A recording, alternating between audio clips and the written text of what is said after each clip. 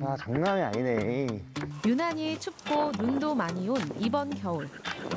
길고 길었던 이 겨울도 어느덧 끝나가고 있습니다. 가는 겨울의 끝자락에서 아쉬운 마음으로 둘러본 겨울 풍경들. 여전히 바람은 차고 코끝 시린 계절이지만 서서히 찾아오는 봄의 기운들을 느끼러 가봅니다. 겨울의 끝자락을 느끼러 온 곳은 강원도 인제군 용대리. 거센 바람과 매서운 추위가 만드는 이곳의 황태는 국내 생산량의 70%를 차지하는데요.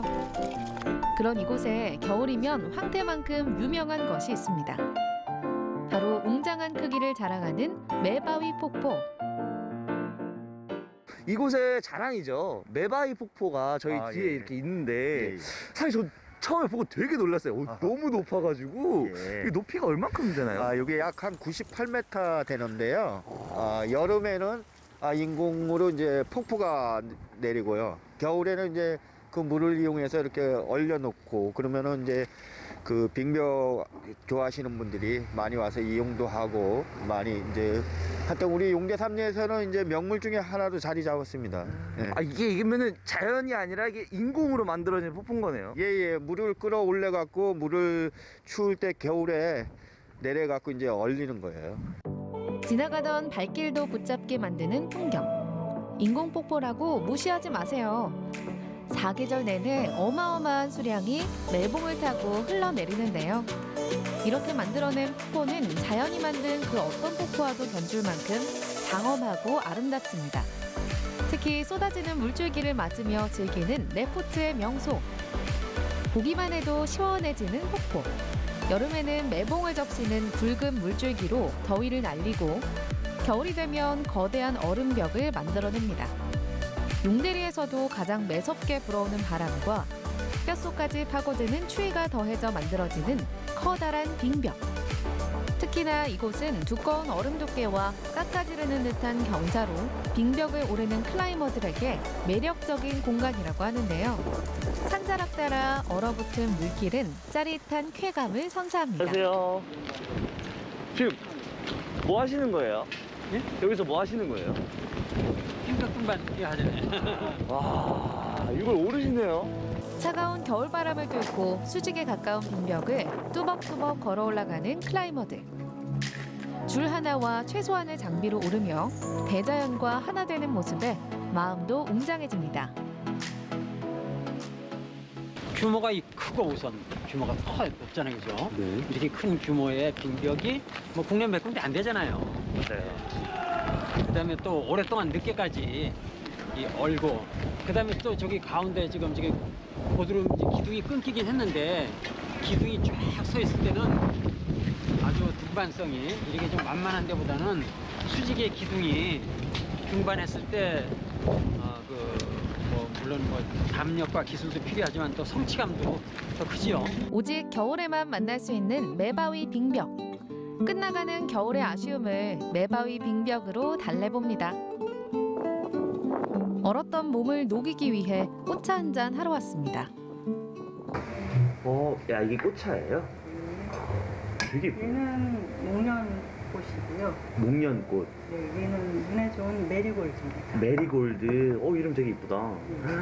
꽃밭에다가 메리골드는 저희가 직접 네. 길러서 걷어들여가지고 이제 네. 수제차를 만들었는데 이 네. 목련 같은 경우는 설악산 우리 산밑 쪽에 있는 나무들을 내서 애기들을 따가지고 꽃잎을 하나하나 펴가지고 네. 덮어서 만들어집니다. 그럼 꽃밭에 계시면 누가 꽃인지 모르겠어요. 직접 키운 메리골드 차. 블루베리보다 눈에 좋은 루테인이 제일 많은 게 바로 이 메리골드입니다. 오.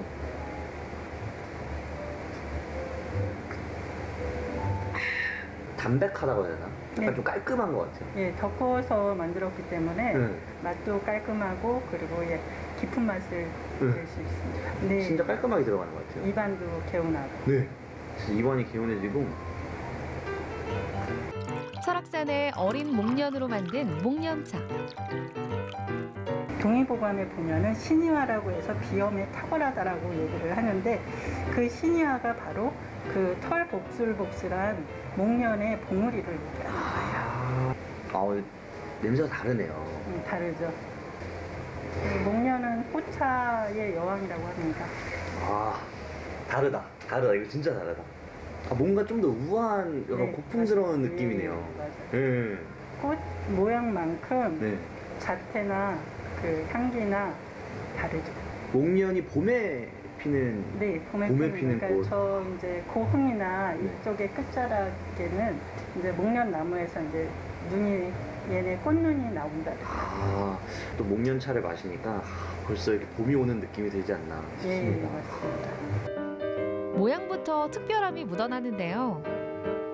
조선시대 때 임금님이 드시던 후식 중에 하나인데 유자 단자라고도 하고 단지라고도 합니다. 가을에 유자가 나오면 겉에 피를 다 친 다음에 뚜껑을 따서 그 안에다가 석류, 블루베리, 밤, 배추를 채 썰어서 안에 또 집어넣어서 뚜껑을 닫고 이렇게 팔각으로 묶은 다음에 숙성을 시킵니다. 모든 게 좋네요. 네. 정말 왕이 드시기에 딱 적합한 후식이지 않을까.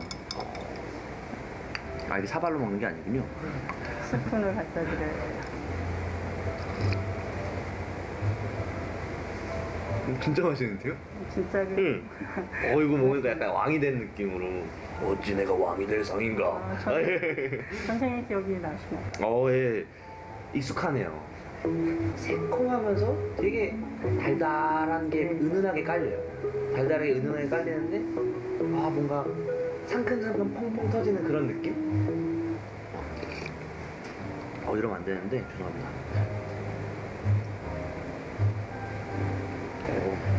너무 맛있다. 기분까지 상쾌해지는 맛이었습니다. 다음으로 찾은 곳은 강촌에 있는 구곡폭포. 확실히 산에 오니까 공기가 다르네, 공기가. 그래서 제가 지금 가고 있는 곳은 구곡폭포인데 확실히 구곡폭포가 조금 산 중턱이라고 해야 될까요? 이 산 속에 있다 보니까 이 산을 좀 등산하는 묘미가 좀 있는 것 같아요, 확실히. 안녕하세요. 안녕하세요. 계단을 오르면 나타나는 구곡폭포. 멋있다. 보기만 해도 절로 감탄이 나오는데요. 봉화산 기슭에서 9구비를 굽이굽이 돌아 떨어진다는 구곡폭포. 기암절벽을 타고 시원하게 흐르던 폭포는 그 모습 그대로 얼어있는데요. 마치 혼자만 시간이 멈춘 듯 몽환적이기까지 합니다. 산에 둘러싸인 한가운데 폭포가 있으니까 뭔가 이 산들이 이 한 곳을 좀 감싸고 있는, 보호하고 있는 듯한 느낌이 또 드는 게 있네. 되게 멋있다. 이 겨울이 지나가면 또 한참을 기다려야 볼 수 있는 겨울의 구곡폭포. 이 겨울 끝자락을 즐기기 위해 많은 사람들이 찾아와 추억을 남깁니다. 아무리 좋아도 마스크는 필수. 잊지 마세요. 지금 자세하게 들어보시면은 저 안쪽에서 물줄기가 흐르는 소리가 들려요. 바로 봄이 찾아오고 있다는 말씀이죠. 이 아름다운 경관, 겨울에만 볼 수 있는 이 얼어있는 구곡폭포를 보시기 위해서는 얼마 시간이 남지 않았습니다. 꽁꽁 얼었던 얼음도 서서히 녹아내리고 끝나지 않을 것 같던 겨울의 추위도 점점 힘을 잃어갑니다. 아쉬운 듯 머물고 있는 이 추위가 지나고 나면 새로운 시작이 우리에게 성큼 다가올 텐데요. 겨울 끝자락에 서 있는 지금. 겨울만의 향기, 겨울만의 분위기, 겨울만의 감촉을 느끼시러 다시 한번 떠나보는 건 어떨까요?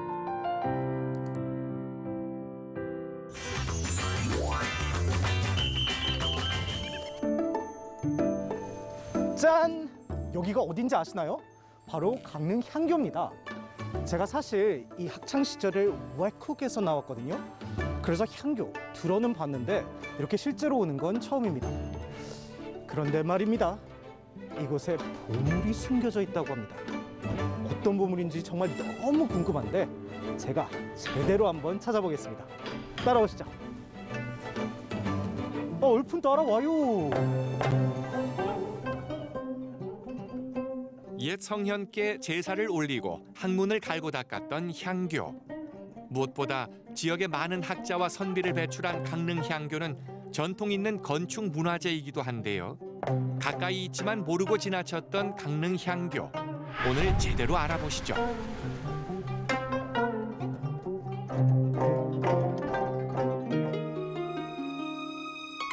강릉시 명륜로 29 강릉 향교가 자리한 곳입니다. 입구부터 느껴지는 중후함이 오랜 전통의 교육기관임을 느끼게 하는데요. 아, 이곳이 바로 향교군요. 마치 이 사극 배경 같아요. 제가 옛날에 태어났으면 저도 이런 데서 공부를 하지 않았을까요? 과거로의 여행을 떠난 듯 모든 것이 낯설고 신기한 이현재 리포터. 오늘의 시간 여행을 위해서 전문가를 모셨습니다. 강릉 향교의 모든 것은 이분에게 여쭤보면 됩니다. 최기순 전교님. 정교님, 제가 오늘 이 향교에 대한 모든 걸 알아보려고 하는데요. 네, 이 향교는 정확히 무엇을 뜻하나요? 네. 향교는 이 지방에 있는 유학생들에게 교육을 시키는 기능이 있고요. 또 공자를 비롯해서 현인들에게 제사 지내는 기능을 가지고 있습니다. 그런데 지금 교육 기능은 학교가 많이 생겼고 지금은 제사 기능을 갖추고 있습니다. 근데 제가 쭉 둘러보니까 네. 크기가 상당한 것 같아요. 아, 예. 이 규모에 대해서도 한번 설명 부탁드립니다. 향교 보시면은 앞쪽에 명륜당이 있고 그 뒤에는 예전에 기숙사 역할을 하던 동제와 서재가 있고 조금 더 올라가면은 제사 공간에는 대성전을 중심으로 해서 동무와 서무 그리고 제사 지낼 수 있는 전랑 이렇게 있습니다. 그런데 성균관을 제외하고 전국 향교 가운데서 강릉 향교는 명륜당이라든가 대성전이 그 규모 면에서는 제일 큽니다. 고려 충선왕 5년 강릉 존무사였던 김승인이 세웠다고 전해지는 강릉 향교. 조선 태종 11년 안타깝게도 불에 타 2년 뒤 강릉 대도호부 판관인 이맹상의 건의로 다시 세웠고 몇 차례에 걸쳐 수리한 모습이 지금의 강릉 향교입니다. 이름이군요. 네, 진학문입니다. 진학문. 무슨 뜻이에요? 예, 아이고 학문을 정진한다 이런 뜻입니다. 그렇구나. 어느 쪽으로? 이쪽이요. 가시죠. 보니까 여기가 향교의 중심 같은데 네. 제가 그래서 드리는 말씀인데 말이죠. 네. 듣기로는 이곳에 보물이 있다고 들었는데 네. 혹시 보물 어디 있나요? 혹시 땅속 밑에 있나요? 예. 강릉 향교는 이 전체가 건축물 전체가 보물입니다. 건축물 하나하나 보이는 것마다 전체 보물입니다, 이게. 좀 달라 보이네요. 네.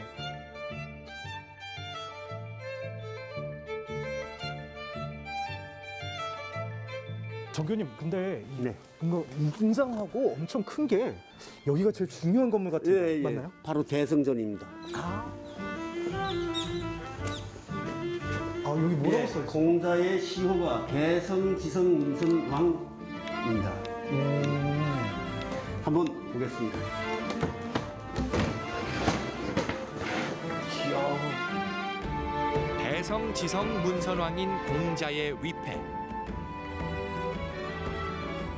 혹시 그럼 이 강릉 향교가 다른 지역 향교랑 다른 점이 있나요? 네네. 우선 동무를 가시죠. 네. 예. 이 동무에는 우리나라 유현 9분하고 중국 유현 등 이래서 58분 위패가 여기에 봉안되어 있습니다. 이 안에요? 네. 그래서 강릉 향교는 특징이 전국에 234개의 향교가 있지만은 강릉 향교는 136위라는 그 위패를 모시고 있습니다. 이게 우리 유현을 비롯해서 중국 유현 이렇게 해서 136위의 위패를 모시고 있는 것은 전국에서 유일하다 이렇게 말씀드릴 수 있습니다. 여기는 약간 복도인가요? 아닙니다. 여기는 복도가 아니고 대성전 앞에 있는 전랑, 그러니까 전랑이라고 하는 곳입니다. 전랑은 우리 여기에서 제사를 지낼 때 네. 비가 많이 오거나 눈이 많이 올 때는 여기에서 전부 모여서 제사 지내는 공간입니다. 여기가 제사를 지내는 공간이에요? 예. 아이고, 제가 실례를. 아닙니다. 그렇군요. 그러면 공부를 했다고 했잖아요. 네네. 이 교실은 어디 있나요? 네. 여기는 지금 제향 공간이고 요 앞쪽에 강학 공간이라 해서 배움의 공간이 있습니다. 네. 거기에 명륜당에서 공부를 했죠. 아, 그럼 명륜당이 오늘날의 교실 같은 거네요? 네. 아, 그럼 한번 네. 보여주실까요? 안내를 해드리겠습니다. 요쪽. 우리의 옛 성현들이 공부하던 교실은 과연 어떤 모습일까요? 머리를 숙이고. 2층 누대 형식의 장방형 건물 명륜당. 아래층은 기둥만 세우고 벽을 쌓지 않아 통로로 이용할 수 있게 설계됐습니다. 예, 명륜당은 과거 시험 공부를 하던 교실입니다, 이게. 예. 학당. 예. 아, 네. 서울에는 사부학당이 있고 시골에는 향교가 있습니다. 그럼 그 당시에 이 학생들이 배웠던 기록이나 책 같은 것들은 예, 남아있나요? 책은 우리 향교에 있습니다. 그때 배우던 책이 그대로 보관되어 있습니다. 아, 그래요?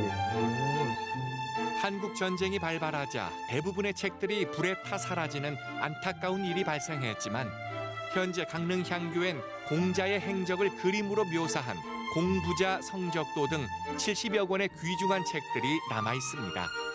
이 책들을 통해 학문에 정진하고 마음을 수양한 선현들은 지역을 위해, 후세를 위해 어떤 일들을 했을까요?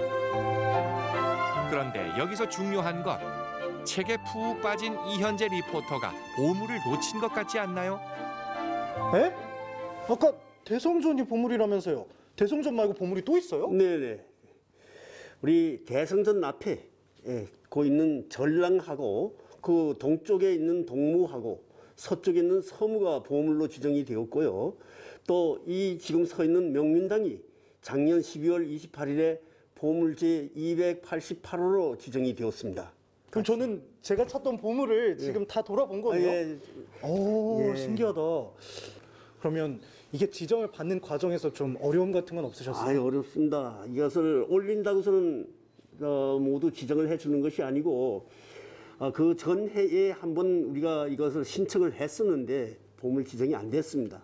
그래서 노력을 해서 작년도에 또 여러 학자들님들이 여기에 대한 연구를 그 바탕으로 해서 이것을 다시 보물로 지정을 받은 것입니다. 오, 축하드립니다. 네, 감사합니다. 이 국가지정보물 소식을 들었을 때 네. 기분이 굉장히 좋으셨을 것 같은데 어떠셨어요? 말씀드릴 수가 없습니다. 너무 기쁘고 이것은 우리 한교의 지금 현재 700년 역사에 처음 있는 이런 일이기 때문에 이것은 뭐 미처 어디다 자랑을 하고 싶어가지고서는 말할 수 없는 그런 그 희열을 가지고 있습니다.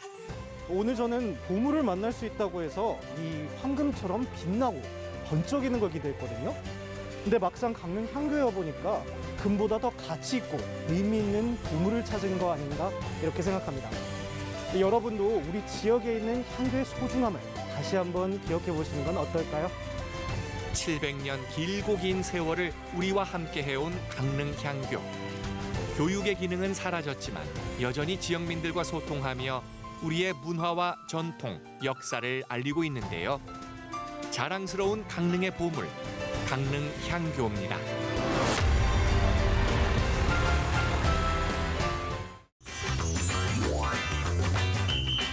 이란의 열대과일 국내 생산량은 한반도의 기후변화가 작물의 생태지도를 바꾸고 있습니다. 따뜻한 지역에서만 자라는 줄 알았던 아열대 작물이 우리나라에서도 자란다? 그것도 소백산 자락? 경북 최북부 영주의 한라봉이 무럭무럭 자라고 있습니다. 튼실한 크기면 크기에 향긋함과 맛까지 모두 갖춘 전국 최고 해발고도 영주. 소백산에서 만난 한라봉 함께 맛보러 가보실까요? 한라봉이 자란다는 소식에 찾은 곳은 경북 영주. 이리 보고 저리 봐도 텅 빈 풍경만 가득할 뿐인데 한라봉이요? 한라봉은 제주? 제주는 가야 한라봉을 만날 수 있지 않나요? 무럭무럭 도착한 한 농가. 겉보기엔 평범한 하우스 같은데 이 안에 과연 한라봉이 있을지? 어서 오세요. 이건 한라봉을 재배하는 농원입니다.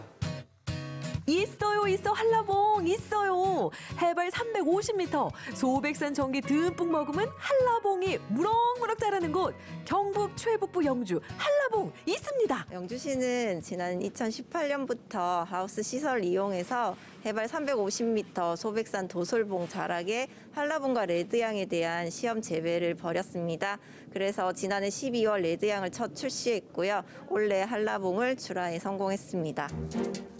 한반도의 기후 변화에 따라 지역 내 생산작물 다변화를 위해 실시한 사업으로 지역의 기후에 적합한 여러 작목 중 한라봉, 레드향 등 만감류에 대한 실증 사업을 실시했는데요. 드디어 올해 결실을 맺게 돼 한라봉을 수확했단 말씀. 예, 여기 농 규모는 300평 규모에 제가 하게 된 거는 저희 이제 원래 이게 하이 농사를 짓는데 하이 농사가 이제 저 수익성이 맞질 않아 가지고 한 2년 쉬었다가 뭘 할까 많이 망설이다가 뭐 이 어디 알아보니까 이제 이 한라봉 육지에 들어서 된 데에서 가서 견학을 하고 잠을 얻고 또 좀 일이 좀 쉬울 것 같아 가지고 그래 시작하게 됐습니다. 2,000제곱미터 넓은 농원을 가득 채운 한라봉과 레드향. 지난 2018년부터 3년의 실증 시험 재배 결과 드디어 이루어낸 한라봉. 변화하는 농업기후 지도에 발맞춘 작물 변경이 이제는 영주의 새로운 특산물로 자리매김하지 않을까 기대감을 가져봅니다.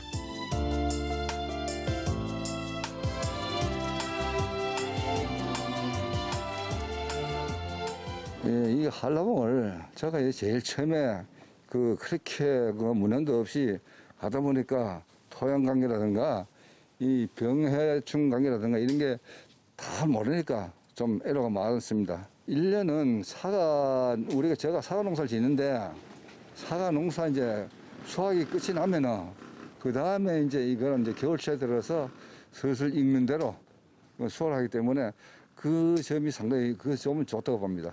집게를 뺏기내고 그다음에 가위 가지고 이 꼭지 부분 가까이 잘라 좀 수확이 됩니다. 기존의 산지 제주에서 3,000km 올라온 경북에서 한라봉을 키우는 것은 쉽지 않았던 결정. 그럼에도 불구하고 성공적인 재배를 할 수 있었던 건 농업기술센터의 도움이 있었기 때문이겠죠?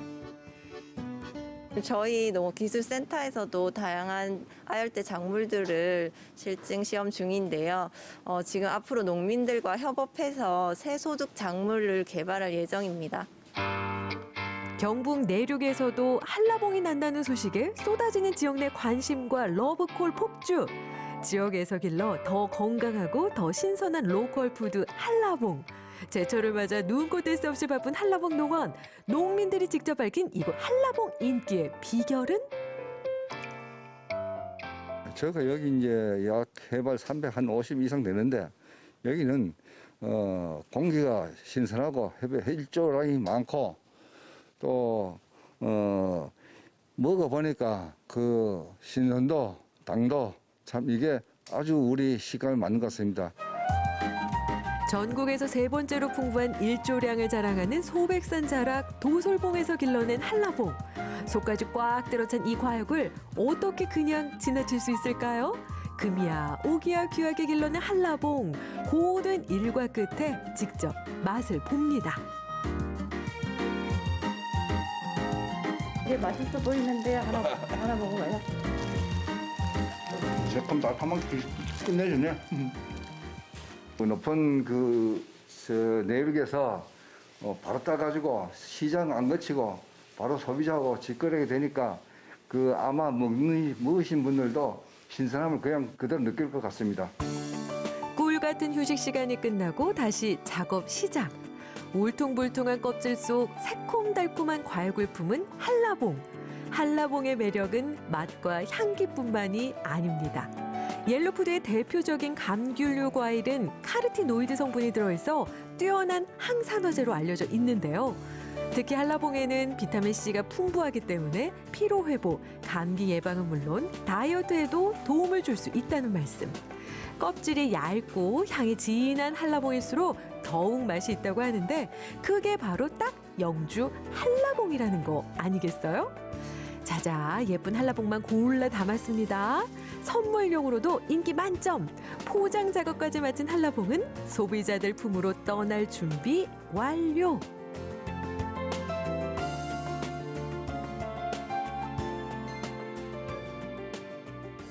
예, 요즘 이 로컬 푸드도 나가고 그다음에 제가 택배를 많이 하니까 택배 많이 나가고 또 여기 직접 와서 사시는 직거래도 많이 하고 요즘 한창 바쁘게 지내고 있습니다. 기후변화에 대응하기 위한 노력이 새로운 소득 작물 발굴로 이어졌습니다. 이에 그치지 않죠? 단순 작물 재배가 아닌 체험 농업, 친환경 농업 등 농업을 통한 미래를 그려가고 있는 농부 김명규 씨. 예, 이 농사를 지어보니까 아주 반도마다 이 색깔도 좋고 이것도 농사를 지으니까 약을 몇 분 안 쳐도 돼. 그래서 이걸 앞으로 친환경 쪽으로 하면 이래 이제 생각을 했으면 한 게 제 앞으로 꿈입니다. 친환경 농업을 지어가지고 우리 국민들이 아주 맛있게 먹을 수 있는 이런 물건을 한번 만들고 싶습니다. 소백산을 가득 채운 상큼한 향기, 새콤달콤 한라봉이 경북 영주에 떴습니다. 진한 향기와 맛자랑하는 경북 영주의 한라봉이 새로운 특산물로 자리 잡을 그날까지 한라봉 내장 많이 사랑해주세요.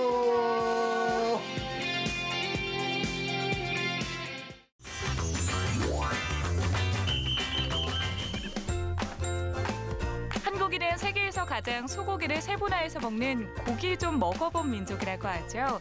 언제 어디서 어떻게 먹어도 늘 옳은 소. 하지만 소고기 중에서도 희귀해서 더욱 진가를 발휘하는 부위들이 있습니다. 아는 사람만 먹는다는 귀한 부위 토시살을 이용한 퓨전 한식을 비롯해서 소의 엉덩이뼈에 붙어있는 부드러운 고기를 통째로 쪄낸 방치찜까지 춘축년을 맞아 입맛 심쿵하게 만드는 별난 소고기 요리들을 소개합니다.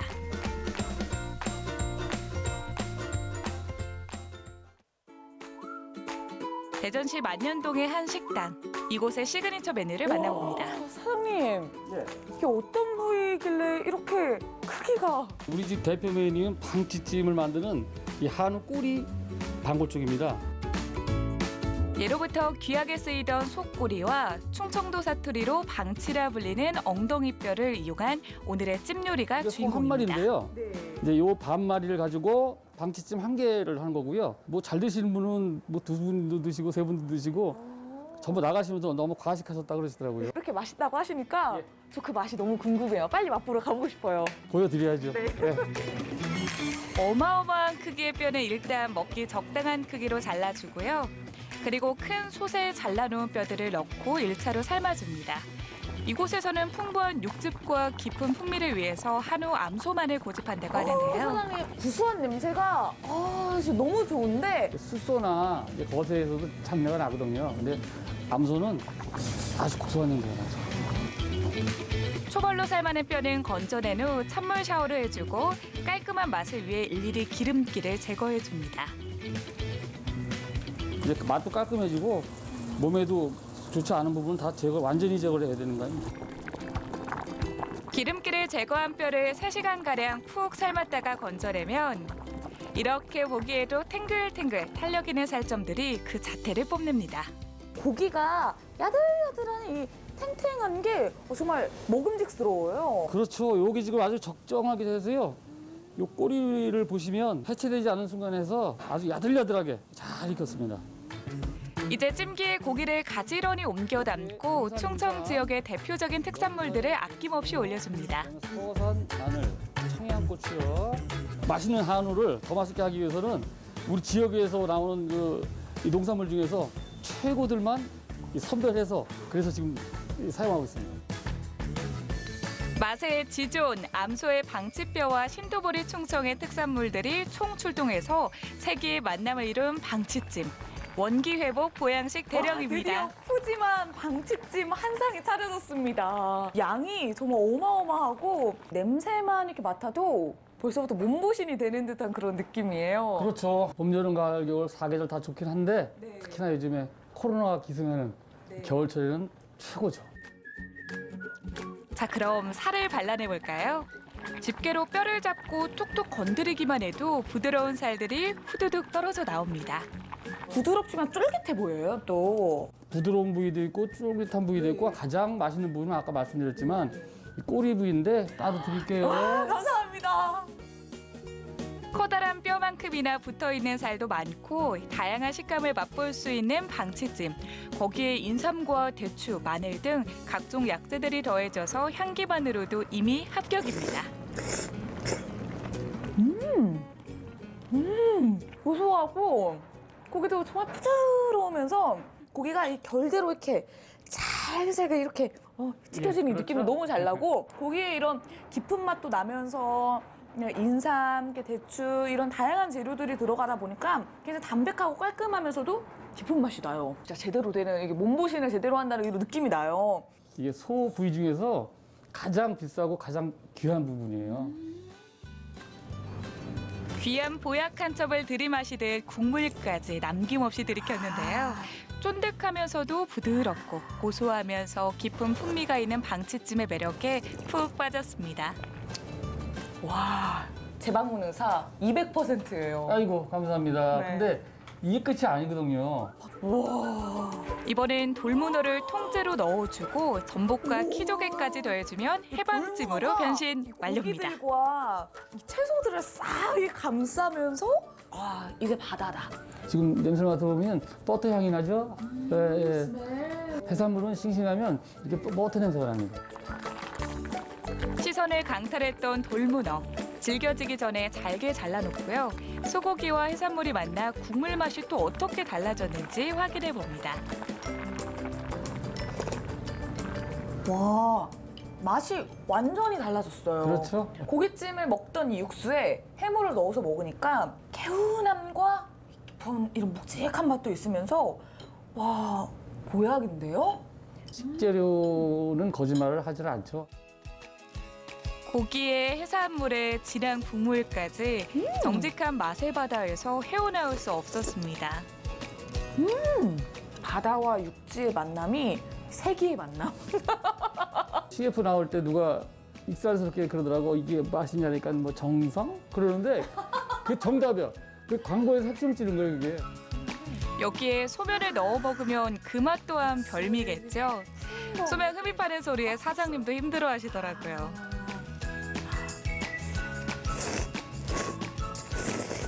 아, 옆에서 제가 추임하네요.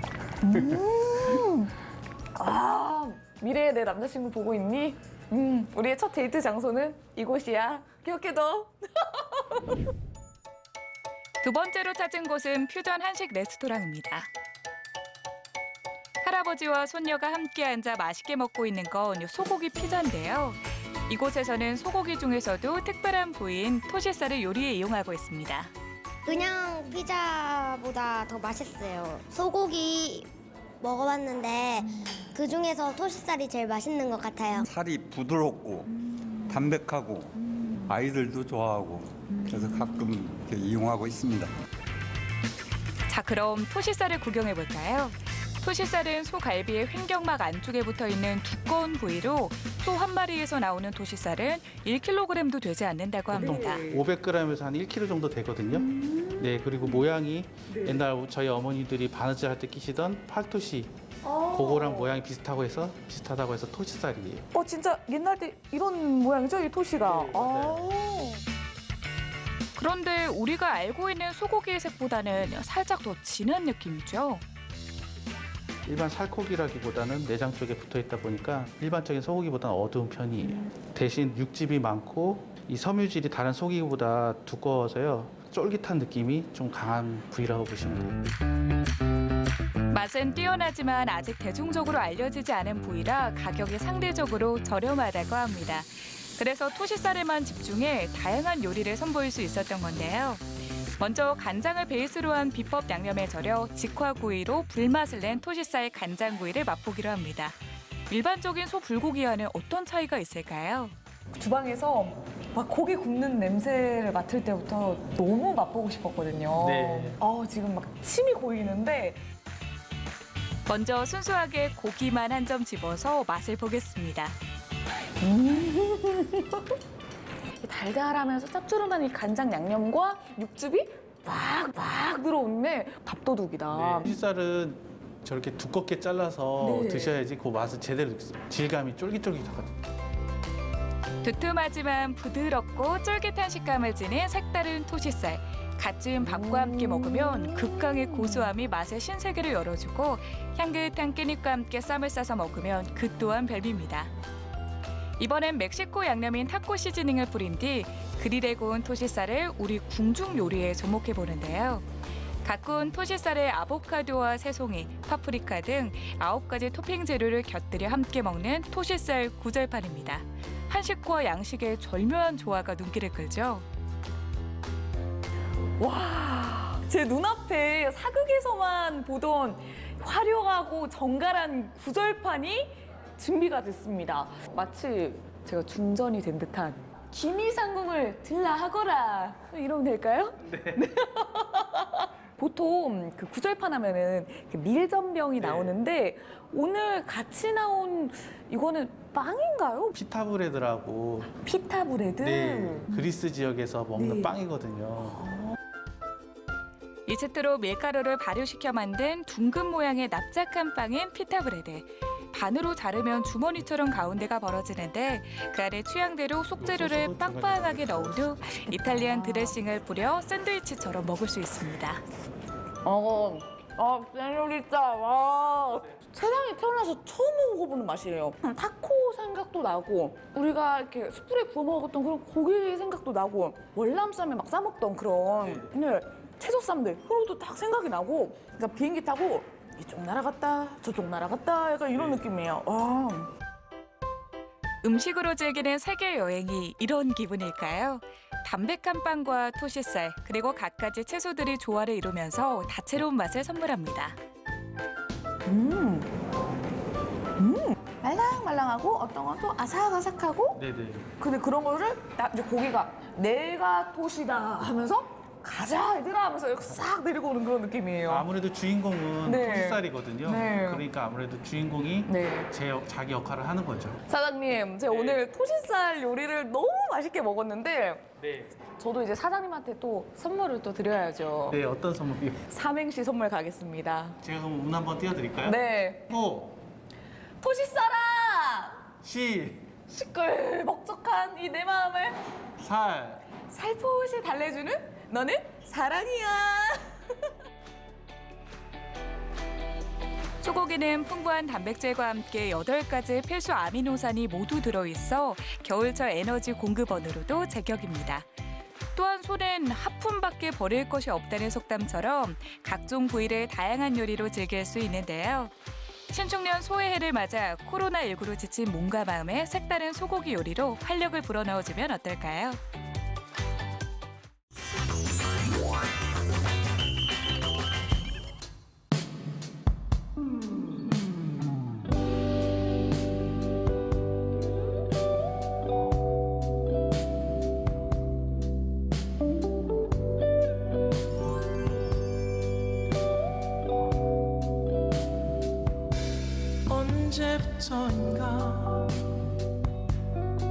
뱅쇼 들어보신 적 있으세요?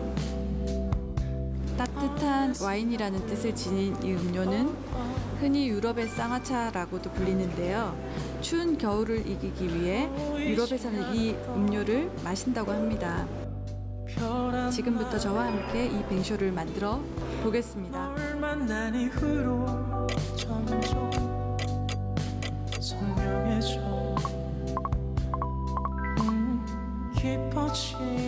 사실 뱅쇼는 굉장히 쉬운 음료인데요. 제일 중요한 거는 과일 세척이에요. 왜냐하면 과일을 통째로 넣기 때문에 세척을 꼼꼼히 하시는 게 가장 중요하고요. 자, 이제 깨끗하게 세척한 과일을 슬라이스 해주시면 되는데요. 슬라이스 하실 때는 최대한 얇게 썰어주시는 것이 좋겠습니다.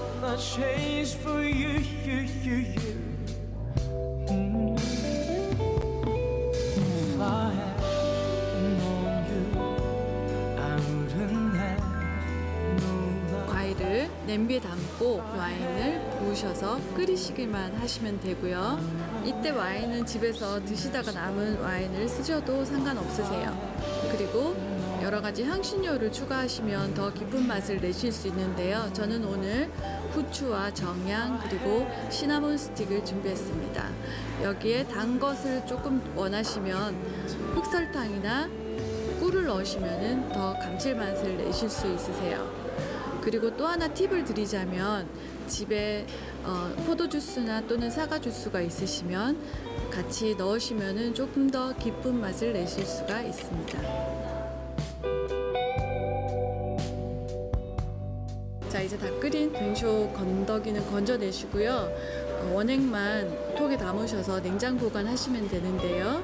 이제 꺼내서 드실 때는 전자레인지에 뜨겁게 데우시거나 냄비에 데우셔서 드시면 된답니다.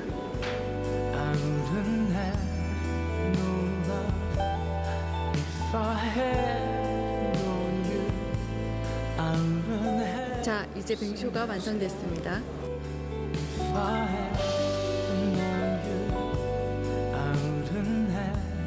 뱅쇼의 매력은 집집마다 맛이 다른 게 매력인 것 같아요. 각 집에 있는 과일 아무거나 이용하셔도 가능하고요. 그리고 향신료도 자기가 원하시는 대로 넣으시면 되고요. 드라이한 와인 또는 달콤한 와인 이용하셔서 취향에 맞게 끓이시면 좋을 것 같아요.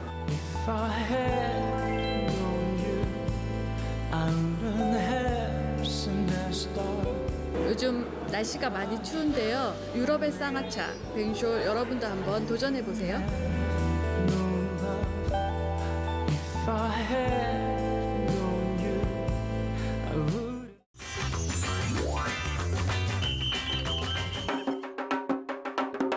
얼쑤 좋다. 장구 그 자체는 움직임 자체예요. 국악계의 90% 정도가 수입되는 요즘 대를 이어 장구를 만드는 명인이 있습니다. 장구 명인과 함께한 신명나는 시간 지금 만나봅니다.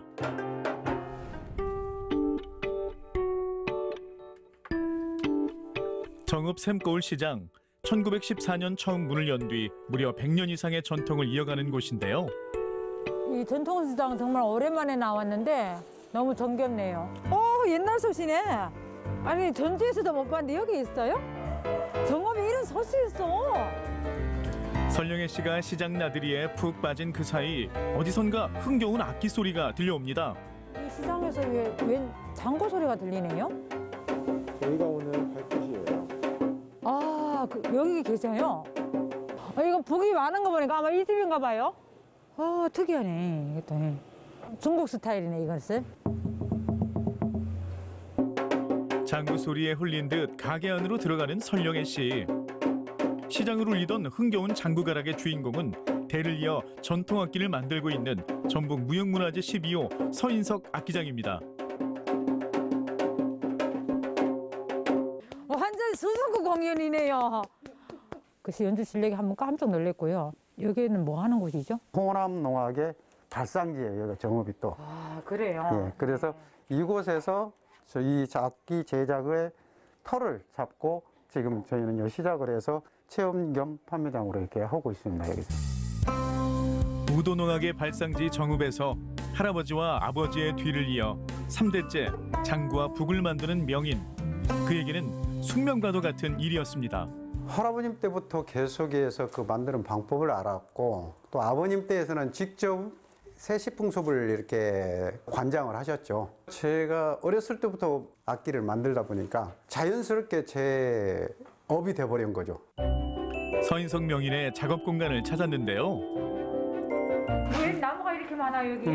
요거는 이제 다 악기 만드는, 장구나 북을 만드는 재료예요 이게. 명인의 악기에는 특별함이 있는데요. 시간과 명인의 손길이 더해져야만 완성된다는 점이죠. 이게 다 오동나무예요. 장구가 목이 이렇게 가늘잖아요. 네. 그런 형태로 해서 깎는 거예요. 기계를 사용하지 않고 명인이 직접 통나무를 패고 깎아가며 장구를 제작하는데요. 이렇게 전통을 잇는 방식은 명인의 자부심이기도 합니다. 이 하나하나 다 깎아가지고 이렇게 손으로 굳이 기계를 안 하고 이렇게 힘들게 하는 이유가 뭐예요? 오동나무는 지금 재질이 제일 약하기 때문에 이런 소도구를 이용해서 계속 쳐서 강하게 만들어주는 거예요, 이게. 깎고 말리는 과정이 거듭될수록 나무는 더욱 깊은 소리를 냅니다. 소리가 확실히 달라요. 그렇죠. 어느 정도 장구 형태가 잡힌 나무는 세밀하게 다듬어가며 세상에 하나뿐인 수제 장구를 만들어냅니다.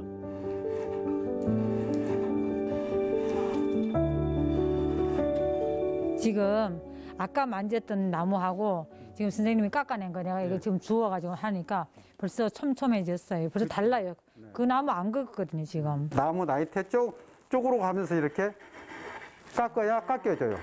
세로로 대패가 가야 되는데 가로로 이렇게 대패가 가잖아요. 그러면 나무는 더 약해져 버려요. 나무를 다루는 학문이네, 이것도. 예, 과학이네, 과학 말하자면. 작업실 한쪽 손때 묻은 작업 도구들이 지키고 있는데요. 그에겐 단순히 낡은 도구가 아닙니다. 너무 오래돼 보이는데 언제 벌써? 보통 이게 할아버님 때예요. 지금 보통 할아버지? 예, 할아버님께서 쓰셨던 것이기 때문에 할아버님께서 지금도 살아 계시는 거나 마찬가지죠. 이게 도구가 있음으로 인해서 항상 그 숨결은 같이 느끼는 거죠. 서인석 악기장은 전통악기 제작 방법을 이론적으로도 확립시켰다는 평가를 받고 있습니다. 예능이라고 하는 부분으로 음악적 요소만 있지 제작 부분이 하나도 없더라. 내 악기에 대한 부분을 조금 더 연구하는 자료를 만들어 보고 싶다 해가지고 장구 제작 기법에 관한 연구 논문집을 내가 냈어요. 그 음악을 전공하시는 교수님들도 새롭게 국악을 발전시킬 수 있는 획기적인 한 부분이 될 수도 있겠구나 하고 그걸 갖다가 인정을 해주었어요. 전통이 단절되지 않길 바라는 명인의 마음. 다양한 세대에게 교육을 하고 세계 여러 나라와 교류를 하며 맥을 잇겠다는 정신을 다잡았습니다. 중국에 항상 북을 치거든요. 경사스러운 결혼식이라든가 축제라든가 빼먹지 않고 큰 북. 우리 한국에서 뭐 그러니까 증이라든가 비슷하게 그런 악기들이 있어요. 근데 소리는 다르더라고요. 들어보니까. 장구나 북은 단순히 하나의 형태로만 만들어지지 않습니다. 풍물이나 사물놀이용 등 다양한 용도에 따라 어울리는 작품들을 만들어내는데요. 이렇게 한 사람이 여러 가지를 다 잘하면 어떡한데요? 때로는 하기 싫다가도 이렇게 하나씩 완성품을 다 해놓으시면 마음이 뿌듯해가지고 좋죠. 그러니까 저는 또 이게 놀라운 게 뭐냐, 이거 사면 이거 누가 했어요? 그런데 어느 북을 보고 유독 반가워하는 설령혜 씨. 白日依山尽，黄河入海流，欲穷千里目，更上一层楼. 세상에 어떻게 이 유명한 시를 선생님이 쓰실 때 나는 어느 소희가 와서 쓴 줄 알았거든요. 눈에 보이지 않는 소리의 아름다움을 만들어내는 일. 그에 대한 고민은 새로운 악기를 만들게도 합니다. 소리라고 하는 것은 바로 흩어진 파장될 수 있는 소리를 나는 재현을 시키겠다라고 해서 다 양쪽을 붙이는 것에 더 이상되는 소리가 있었더라. 다 재현을 해봤어요. 아, 이거였었구나. 방금 그 목소리를 들으면서 얼마나 장엄하게 울리는지. 정말. 아, 이 시하고 딱 어울리구나. 맞아요. 명희는 장구 악기장인 동시에 장구 연주자로도 유명한데요. 전주 대사슴놀이 설장구 부문에서 장원을 차지하기도 했습니다. 장구북이라고 하는 풍물 이주의 것뿐만 아니라 우리 고전의 음악이 서로 협업할 수 있는 것들 같이 와서 고민하고 하면 좋겠습니다. 장구가 어떻게 만들어지는지 알았으니 이제 한 자락 놀아볼 시간이죠.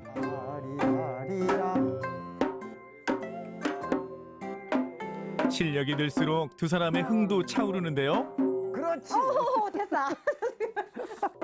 아리랑 아리랑 홀로 아리랑 아리랑 고개를 넘어가 보자.